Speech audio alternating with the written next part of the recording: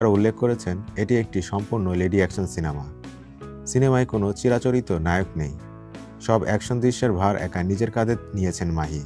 তার দাবি, অন্তর্যামী অগ্নির চেয়েও ভয়ঙ্কর এবং অ্যাকশনধর্মী হবে। জাজ মাল্টিমিডিয়ার প্রযোজনায় সিনেমাটির শুটিং হবে বাংলাদেশ, থাইল্যান্ড এবং আমেরিকায়। সিনেমার মূল গল্পে গড়ে উঠেছে মাহি এবং 9 বছর বয়সী শিশুশিল্পী মাপসুকে কেন্দ্র করে। মাপসু অন্তর্যামী চরিত্রের গুরুত্বপূর্ণ ভূমিকা পালন করবেন। ফাইট ডিরেকশনের দায়িত্বে আছেন জাইকা স্ট্যান্ড, আর অ্যাকশন দৃশ্যের কোরিওগ্রাফিতে কাজ করছেন বাবা যাদব। উল্লেখ্য, মাহিয়া মাহি 2021 সালের 13 সেপ্টেম্বর গাজীপুরের ব্যবসায়ী ও রাজনীতিবিদ রাকিব সরকারের সঙ্গে বিবাহ বন্ধনে আবদ্ধ হন। এটি দুজনেরই দ্বিতীয় বিয়ে।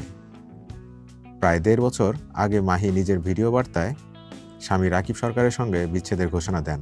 তাদের সংসারে রয়েছে এক পুত্র সন্তান।